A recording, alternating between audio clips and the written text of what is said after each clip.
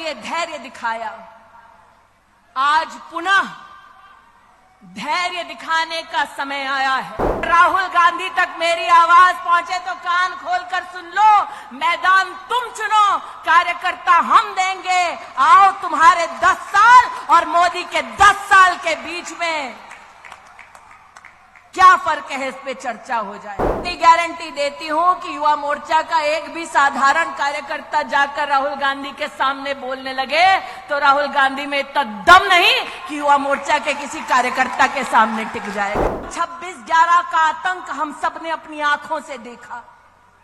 हम सबको याद है, पाकिस्तान से आतंकवादी आए, मुंबई की सड़कों को लहूलुहान कर दिया और दिल्ली में बैठी सोनिया मैडम की सरकार चुपचाप तमाशा देखती रही। उस शाम जब मुंबई लहूलुहान हो रही थी, तब मीडिया के माध्यम से पता चला कि कांग्रेस के युवराज किसी जश्न में शामिल थे। जब वो सत्ता में थे तो उनका घमंड ऐसा कि उन्होंने भगवान राम का कोई अस्तित्व नहीं, ऐसा एफिडेविट देश की एक कोर्ट में दे दिया।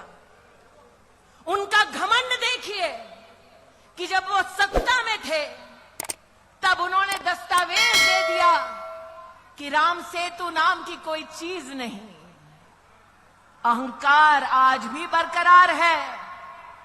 जब रामलला का भव्य मंदिर निर्मित हो रहा था, जब प्राण प्रतिष्ठा समारोह के लिए उनको भी आमंत्रित किया गया, अहंकार देखिए, उन्होंने आमंत्रण को ठुकरा दिया। देवेंद्र भाई, रस्सी जल गई, बल नहीं गया। इसलिए आज आप सबसे कहती हूं कि हर राम भक्त ने, जिसने धर्म के लिए धैर्य दिखाया, आज पुनः धैर्य दिखाने का समय आया है। हमको उकसाया जाएगा, कुछ लोगों को एआई के माध्यम से, डीपफेक के माध्यम से बरगलाया जाएगा, लेकिन आज हम डंके की चोट पर कह सकते हैं। और अगर राहुल गांधी तक मेरी आवाज पहुंचे तो कान खोलकर सुन लो। मैदान तुम चुनो, कार्यकर्ता हम देंगे। आओ, तुम्हारे 10 साल और मोदी के 10 साल के बीच में क्या फर्क है, इस पे चर्चा हो जाए।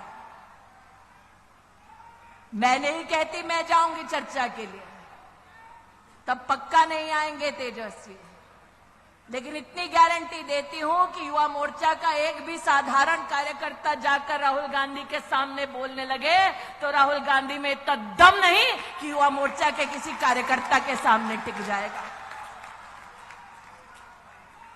और अगर युवा मोर्चा के किसी कार्यकर्ता को यह मौका मिले कि जो अन्याय करने के बाद न्याय यात्रा निकालने का ढोंग कर रहे हैं, उनसे अगर बात करने का मौका मिले, तब एक प्रश्न अपनी दीदी की ओर से जरूर पूछना कि प्रभु राम के अस्तित्व को नकारा, भारत की सेना के शौर्य को धिक्कार कर राहुल गांधी और उसके नेताओं ने देश की संसद में भारत की सेना से प्रमाण मांगा उनके पराक्रम का। मैं उस महाराष्ट्र में काम कर चुकी हूं जहां पर 26/11 का आतंक हम सब ने अपनी आंखों से देखा। हम सबको याद है, पाकिस्तान से आतंकवादी आए, मुंबई की सड़कों को लहूलुहान कर दिया और दिल्ली में बैठी सोनिया मैडम की सरकार चुपचाप तमाशा देखती रही। हम सब महाराष्ट्र में इस बात के साक्षी हैं। नितिन जी को याद होगा, गृह मंत्री को उस वक्त कांग्रेस की सरकार में कपड़े बदलने से और प्रेस कॉन्फ्रेंस करने से फुर्सत नहीं मिल रही थी और यहां पर जनता त्राहिमाम कर रही थी कि किसी को तो भेजो ताकि हमारी रक्षा हो सके।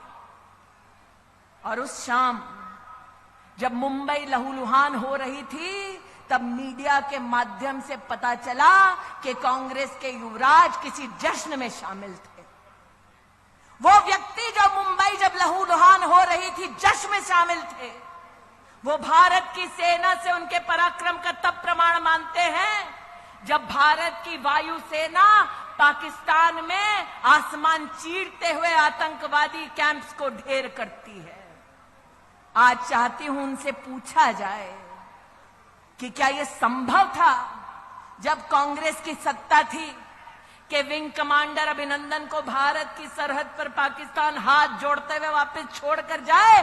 और ये 56 इंच की छाती वाला है जिसने 56 घंटे में विंग कमांडर अभिनंदन को भेजा।